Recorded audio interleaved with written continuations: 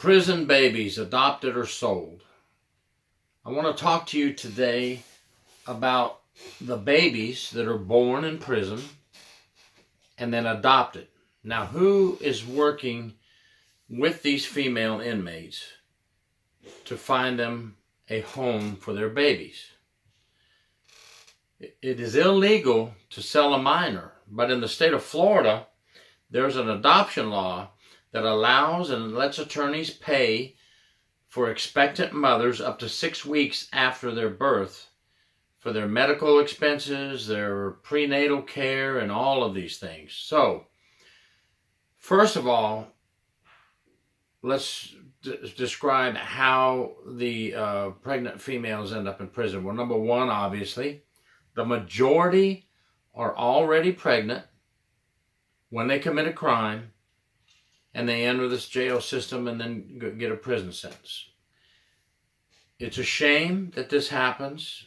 It's a shame that a pregnant female would be out committing crimes. But it happens, so we have to deal with it.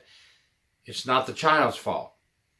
We have to think about the children. But are some attorneys making a big profit off of prison babies? We'll talk about it, and then you can decide yes or no, or you can say, what else are we going to do? How else are we going to do it? Now, a lot of these female inmates that are in prison and they are expecting are approached by people who give them names of attorneys that will pay them money into their inmate account, which is perfectly legal according to Florida law.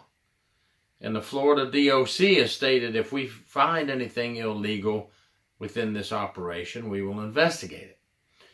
But we do know that we've had not only some female inmates come forward and testify that yes, they've received $5,000 that was split between their inmate canteen, and it was and the other part was to a family member that they chose to get the money.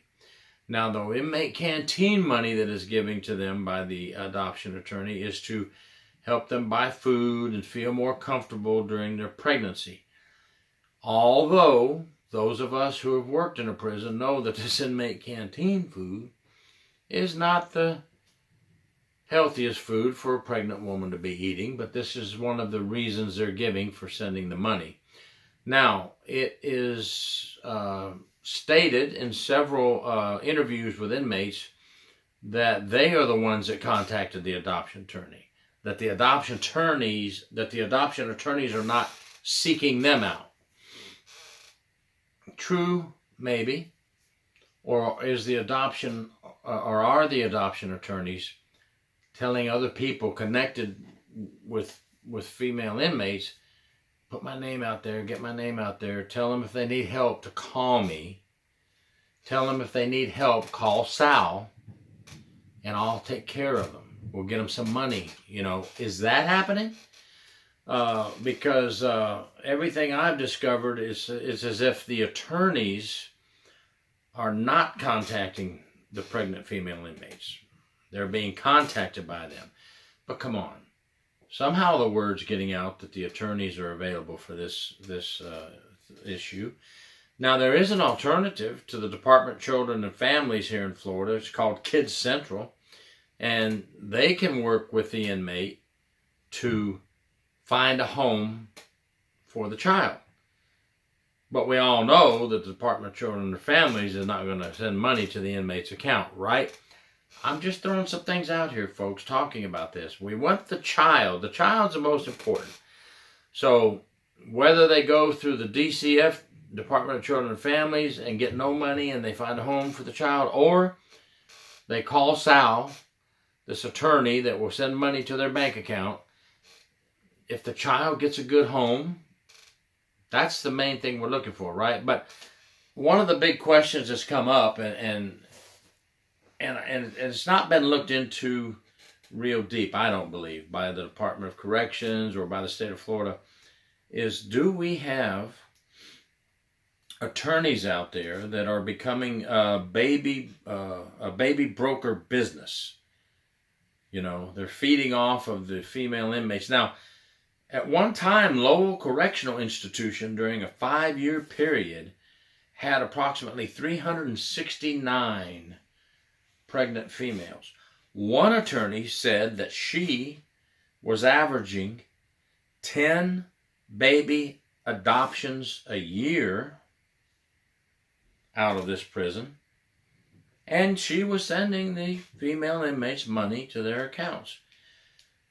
$5,000 a pop. So, folks, I'm not trying to say that it's wrong. I'm not trying to say that it's right. I'm just giving some food for thought. One inmate stated, "What am I to do? I'm in prison. My child has to have a place to go. So I do have to look at this side of it as well. No family members to take the child. The inmate's in prison. She can't care for her child. Have to do something, right? Let's just hope and pray that these children are getting to good homes and that the homes are investigated and they're ending up in good hands, right? That's the main end of this whole situation. But, there's always money involved in everything, isn't there? Now we're having we're having inmates in prison having babies, and now are they adopted or are they sold? Is this a baby broker business? It's terrible that everything comes down to money, and somebody's making a profit off this. One female inmate said, "I'm not selling my child. I needed a place for the baby to go, and I got money to take care of my needs here in the prison." Okay, that's they don't feel, or this particular female inmate did not feel like she was selling her child. She was getting money to take care of herself in prison during her 9-month pregnancy. I talked earlier about the majority of these pregnant inmates are already pregnant when they come in. Now, we do know that some get pregnant while in prison. One report I saw, the Florida Department of Corrections says all these inmates from Lowell were pregnant when they got there.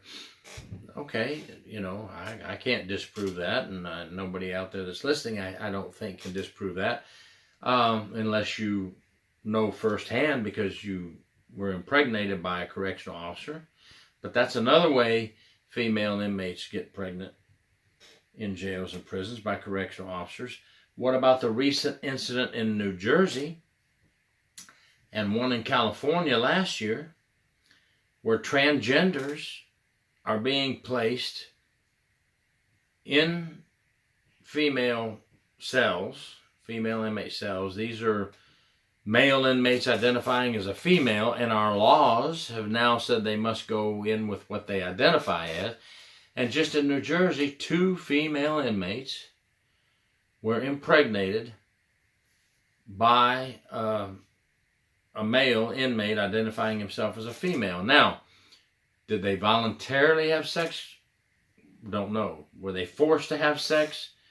I don't know. Either way, though, they're impregnated by it's a male inmate, okay? We're putting them in with females, but these laws now in some of these states are allowing these people that identify as a female to be placed into a cell with these female inmates, and they have a penis, folks. I'm not sure where we're headed with this situation. It's crazy, if you ask me. Let them go get the surgery to remove the male part, and then put them in there if you have to. But all we're doing is creating more danger for female inmates by allowing these males that identify as female in the cell with them. So babies behind bars are not just when they come in from the street already pregnant. There's female inmates getting impregnated in jail and prison, several ways. So it's a sad situation that comes down to, where are we going to go with these babies? Where are we going to place these babies? Can we find these babies a good home? And who is reaping the benefits of the prison babies? So you make the call. Are they adopted? Or are they sold? Are some of these adoption attorneys targeting the prison female population so they can make some money? Now think of this. If the attorney can send $5,000 to the inmates' accounts, they must be making a pretty good profit, and I'd like to see the numbers. Wouldn't you like to see a chart? If the mom got $5,000, how much did the attorney get?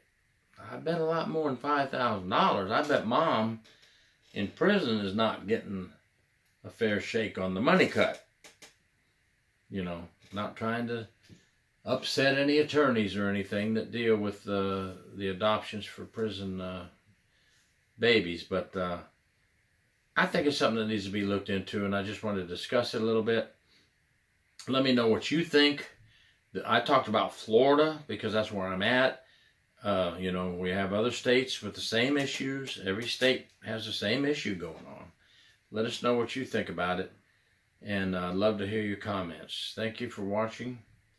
Gary York, True Prison Stories. Please subscribe.